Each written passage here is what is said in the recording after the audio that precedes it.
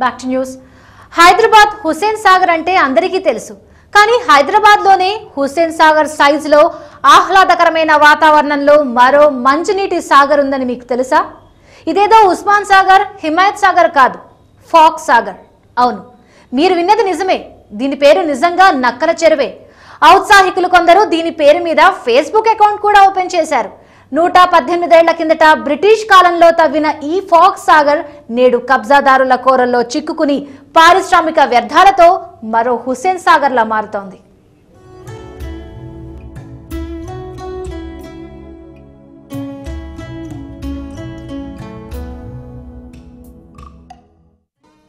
మూడు కిలోమీటర్ల మేర ట్యాంక్ బండ్, పక్షుల కిలకిల రావాలతో ముచ్చటగొలిపే చెరువు, నిజాం కాలం నాటి అద్భుతమైన కట్టడం.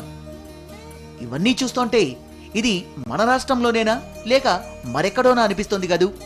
సాక్షాత్తు మన రాష్ట్ర రాజధాని హైదరాబాద్ శివార్లలోనే ఉంది ఈ చెరువు. దీని పేరు ఫాక్స్ సాగర్. హుస్సేన్ సాగర్ పేరు విన్నాం గానీ ఈ ఫాక్స్ సాగర్ పేరు ఎప్పుడూ వినలేదే అనుకుంటున్నారా? అవును, 118 ఏళ్ల క్రితం 1897లో బ్రిటిష్ కాలంలో తాగునీటి అవసరాల కోసం ఏర్పాటు చేశారు ఈ ఫాక్స్ సాగర్ని. 500 ఎకరాల పరిధిలో తవ్విన ఈ చెరువు నుంచి నీటిని తాగునీటి అవసరాల కోసం తరలించేందుకు అప్పట్లోనే అద్భుతమైన ఇంజనీరింగ్ నైపుణ్యంతో పంప్ హౌస్ను ఏర్పాటు చేశారు. ఫాక్స్ సాగర్కు గుర్తుగా నిజాం కాలం నాటి కట్టడాల్ని తలపించే రీతిలో అద్భుతమైన కట్టడాన్ని నిర్మించారు. 118 ఏళ్లు దాటినా ఇంకా ఎంతో రాజసం ఉట్టిపడేలా టీవీగా కనిపిస్తోంది ఆ కట్టడం.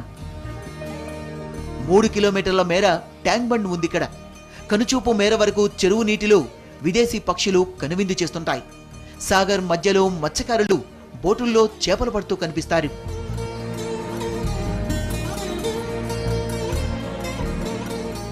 హైదరాబాద్ శివార్లోని జీడిమెట్లకు అతి సమీపంలో ఉంది ఫాక్స్ సాగర్. 120 ఏళ్ల క్రితం ఇక్కడ అటవీ ప్రాంతం ఉండేది. అందులో గుంటనక్కలు ఎక్కువగా ఉండేవట. చెరువు ఏర్పాటు చేయకముందు ఇక్కడున్న నీటి గుంటలో నీళ్లు తాగడానికి వచ్చేవట. అందుకే దీనికి ఫాక్స్ సాగర్ అని పేరు పెట్టారు. ఇప్పటికీ అక్కడున్న కట్టడంపై ఇంగ్లీష్లో ఫాక్స్ సాగర్ అని కనిపిస్తుంది. అయితే ఇప్పటి వరకు ఫాక్స్ సాగర్ను మనం చూసింది ఒక కోణంలో మాత్రమే. రెండో కోణంలో ఫాక్స్ సాగర్ను చూస్తే కాలుష్య కాసారంగా దర్శనమిస్తుంది. చుట్టుపక్కల పారిశ్రామిక వ్యర్థాలకు ఇది డంపింగ్ యార్డ్గా మారింది. ఒకప్పుడు చుట్టుపక్కల గ్రామాలకు తాగునీటిని, 100 ఎకరాలకు సాగునీటిని అందించిన ఫాక్స్ సాగర్ ఇప్పుడు కబ్జాలతో కుచించుకుపోతోంది. మరికొన్నేళ్లలో ఫాక్స్ సాగర్ హుస్సేన్ సాగర్ లాగా మురికి కోపంలా మారుతుందనటానికి ఈ వెనక కనిపిస్తున్న చెత్త నిదర్శనంగా కనిపిస్తోంది. చుట్టుపక్కల ఉన్న అన్ని పరిశ్రమలకు సంబంధించిన వ్యర్థాలకు ఇది నిలయంగా మారి కాలుష్య కాసారం అయిపోయింది. ఇది ఇప్పుడు ఫాక్స్ సాగర్లా లేదు, డంపింగ్ సాగర్లా కనిపిస్తోంది. ఒకప్పుడు 500 ఎకరాల పరిధిలో ఉన్న ఫాక్స్ సాగర్ ఇప్పుడు కబ్జాలతో 100 ఎకరాల చెరువుగా మారిపోయింది. దీనికి ఎగువన ఉన్న 12 చెరువులు భారీ వర్షాలతో నిండిపోతే ఆ నీరంతా అప్పట్లో ఫాక్స్ సాగర్ చెరువులోకి మళ్లించేవారు. అంతేకాదు, మూసీ నదికి వరదలొస్తే ఆ వరద నీటిని దీనిలోకి మళ్లించేవారు. ఫాక్స్ సాగర్ కూడా నిండిపోతే దాని నుంచి వరద నీరు హుస్సేన్ సాగర్లోకి చేరేలా నాలాల్ని ఏర్పాటు చేశారు. ఇదంతా కూడా గతం.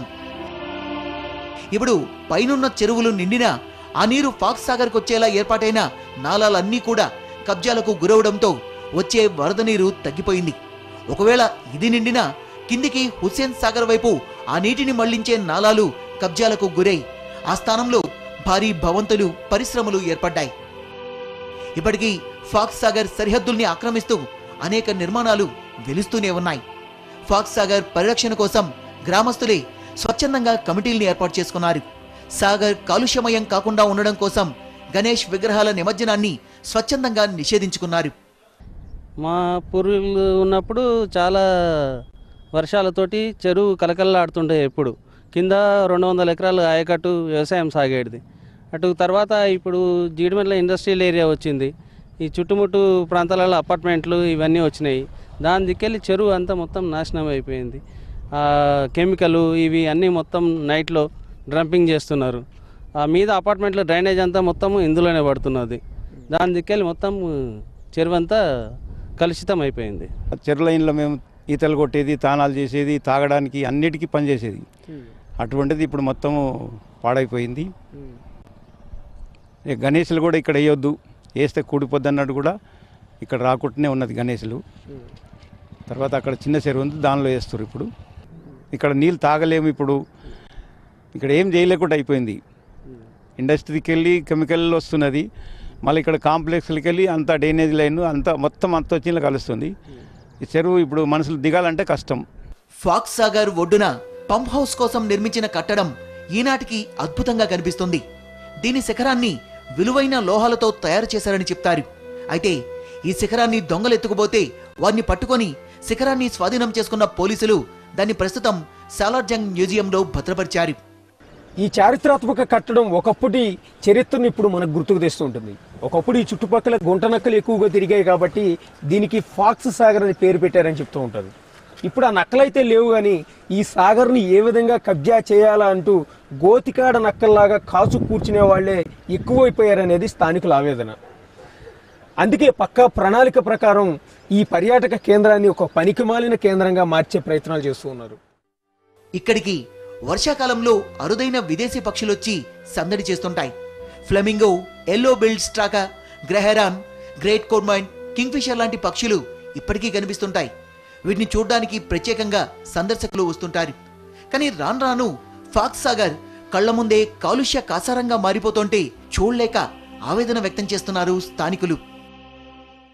ఇది ఎంత పెద్ద పాతదంటే నిజాం నవాబు బొల్లారం ప్రెసిడెంట్ ఉండే దగ్గర నుంచి ఇక్కడికి వచ్చి గుర్రాల మీద వచ్చి మళ్ళీ రిటర్న్ పోయేది. ఒకప్పుడు ఏంటంటే అందరికీ నీళ్లు తాగనీకే ఇదే సప్లై ఉండే. ఇప్పుడు అట్లాంటిది మొత్తం గలీజ్ చేసిర్రు. కాకపోతే ఈ మధ్యకాలంలో జర ఈ ఎమ్మెల్యే వాళ్ళు పట్టుకొని ఈ ప్రెజ్ ఇవన్నీ పొల్యూటెడ్ వాటర్ రాకుండా జర ప్రికాషన్ చేసిరని తెలిసింది.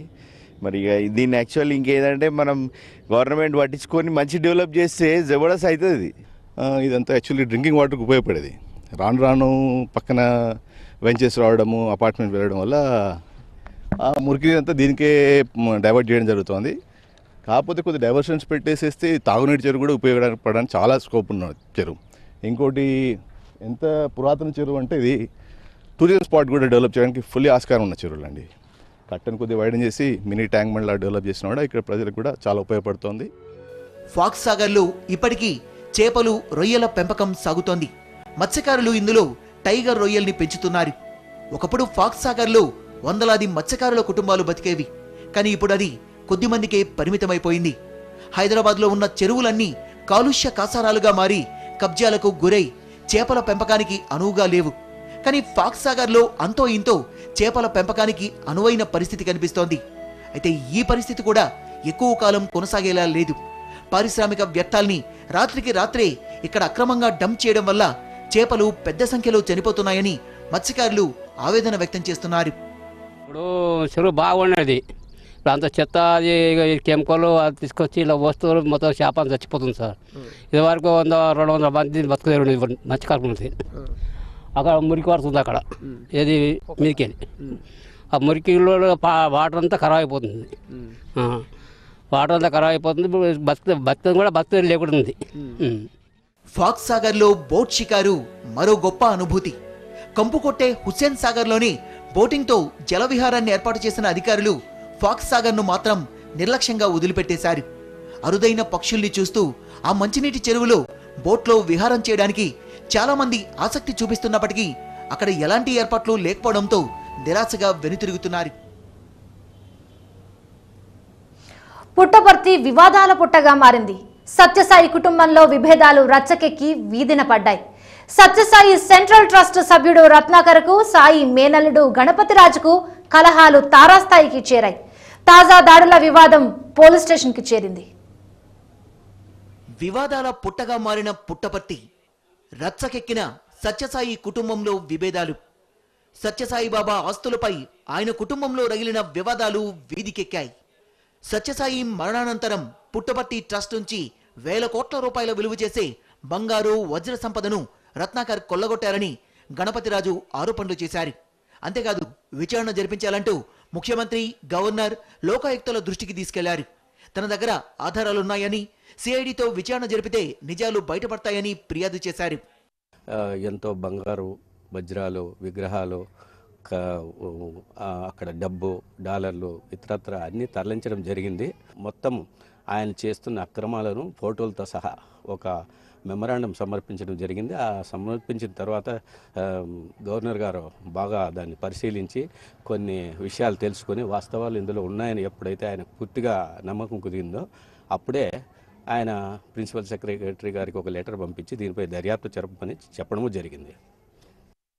అయితే గణపతిరాజు చేసిన ఆరోపణల్ని రత్నాకర్ ఖండించారు. ఆ వెంటనే రత్నాకర్ అనుచరులు ఆగ్రహంతో రాస్తారోకోలు చేసి గణపతిరాజుకి వ్యతిరేకంగా నినాదాలు చేశారు. దిష్టిబొమ్మను దగ్ధం చేశారు. గణపతిరాజు ఇంట్లోకి చొచ్చుకుపోవడానికి నిరసనకారులు చేసిన ప్రయత్నాల్ని పోలీసులు అడ్డుకున్నారు. ఈ క్రమంలోనే ఏం జరిగిందో ఏమో కానీ రత్నాకర్ వర్గీయులపై దాడి జరిగింది. అయితే దాడి చేసింది ఎవరో తెలియదు కానీ గణపతిరాజు వర్గం వారే తమపై దాడి చేశారని, అంతా గణపతిరాజే చేయించారనే వార్తలు భగ్గుమన్నాయి. విషయం పోలీస్ స్టేషన్కి చేరింది. గణపతిరాజు వర్గీయులే అకారణంగా తమపై దాడికి దిగారంటూ పోలీసులకు ఫిర్యాదు చేశారు రత్నాకర్ వర్గీయులు. తమపై రాడ్లతో దాడి చేసి గాయపరిచారని చెప్తున్నారు బాధితులు.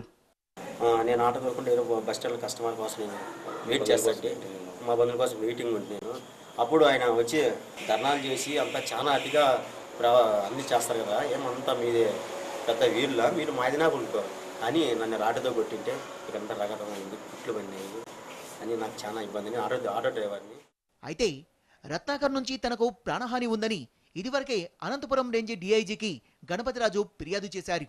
ఆధ్యాత్మిక కేంద్రంలో రత్నాకర్ ఆగడాలకు అడ్డుకట్ట వేయాలని కోరుతున్నారు గణపతిరాజు. అయినా ఇంతటి ఆధ్యాత్మిక కేంద్రంలో ఇంత దారుణానికి పాల్పడ్డ సత్యసాయి సెంట్రల్ ట్రస్ట్ రత్నాకర్ దీనికి జవాబు చెప్పాల్సిన అవసరం ఉంది. రోజు రోజుకు తను ఏదో ఒక క్రైమ్ చేస్తూ క్రైమ్ పైన క్రైమ్ జరుపుకుంటూ ఉన్నాడు కానీ ఇంతవరకు అన్ని ఆధారాలతో సహా అందరికీ పంపించడం జరిగింది. పుట్టపర్తి డీఎస్పీ కేసు దర్యాప్తు చేస్తున్నారని, నిజానిజాలన్నీ దర్యాప్తులో బయటపడతాయని చెప్తున్నారు అనంతపురం డీఐజీ.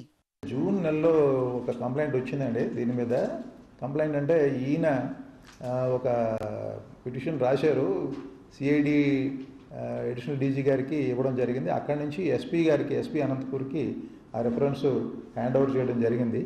దీంట్లో అంటే గణపతిరాజు గారి పేరు మీద ఆయన అభియోగం ఏంటంటే గణపతిరాజు గారి పేరు మీద ఈయన ఇచ్చాడు, రత్నాకర్ రాజు గారు ఈమెయిల్స్ ఇచ్చాడు. దాంట్లో ఈ గణపతిరాజు 25 లక్షలు కనుక ఇచ్చేస్తే మేము తప్పుకుంటాను, ఎవరి మీద కంప్లైంట్ చేయను, ఎలిగేషన్స్ పెట్టను అని అన్నట్టుగా ఒక ఇది వచ్చింది.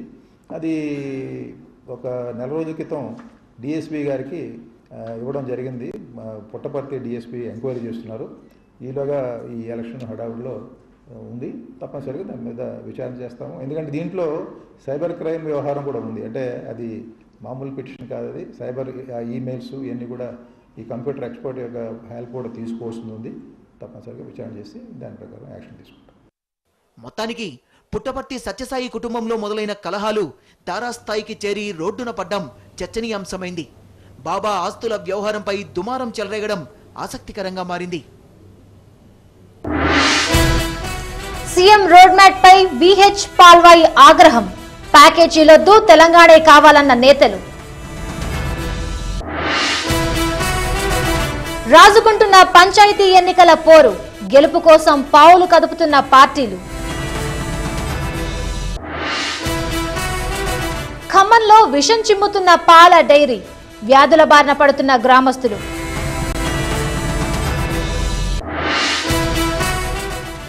రచ్చకెక్కిన సత్యసాయి బంధువులు, రత్నాకర్ గణపతిరాజు వార్.